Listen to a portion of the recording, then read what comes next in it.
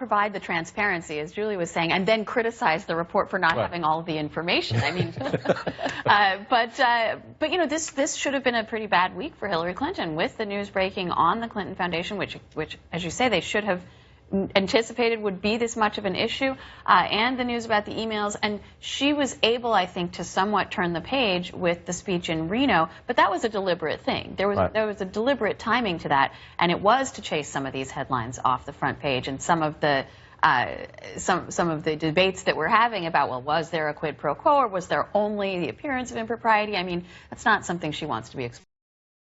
If you need to change the foundation rules if she's president, then why didn't you need to change the foundation rules when she was Secretary of State? I know it's a lesser job, but you're in public service. You're pretty sure you're going to run for president. Or why not when she started her campaign?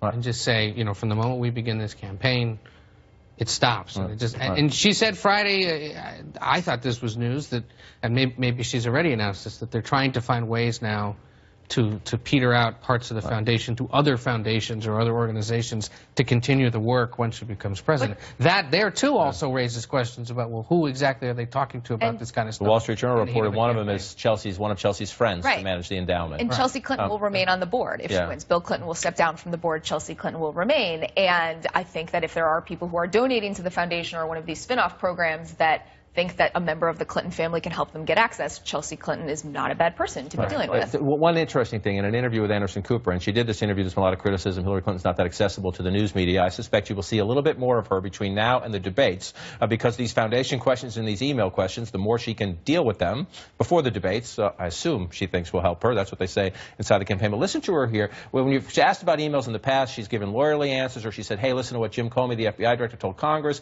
He said, I told the truth, which wasn't exactly what he said. She said, Colin Powell told me to set up this email server. But talking to Anderson Cooper, finally. What I've learned is that when I try to explain what happened, it can sound like I'm trying to excuse what I did. And there are no excuses. I want people to know that the decision to have a single email account was mine. I take responsibility for it. I've apologized for it. I would certainly do differently if I could. She was clear in that, except it's not a single email account. That's not the issue. It's the fact that she set up a private server, which is unlike anyone else, any Secretary of State, anyone else here. It was a clean answer in terms of what she's given. But she gave a similar one about a year ago, and then always says, you know, it's a conspiracy. It is someone else. And then she laughs it off. So it's still, if that's what she sticks with going forward, many people inside her campaign will be relieved, but we'll see if she does that or not. But still, it's not a private email account or one email account. It was a server that she set up. Also, it's 2016. Couldn't she at least do that on FaceTime?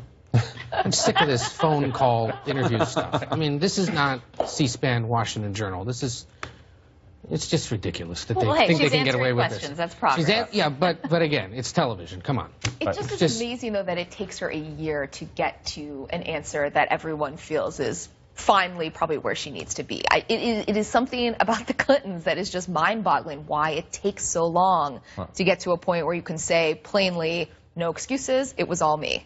That's the answer you get, though, when you ask people, very smart people involved in her campaign who have known the Clintons for years, why? They just look at you like, why are you asking me this question? It's the Clintons. This is the way it's going to be, as frustrating as it is, that's the way it's going to be. It's not because the staff couldn't prepare the right talking points, it's because the candidate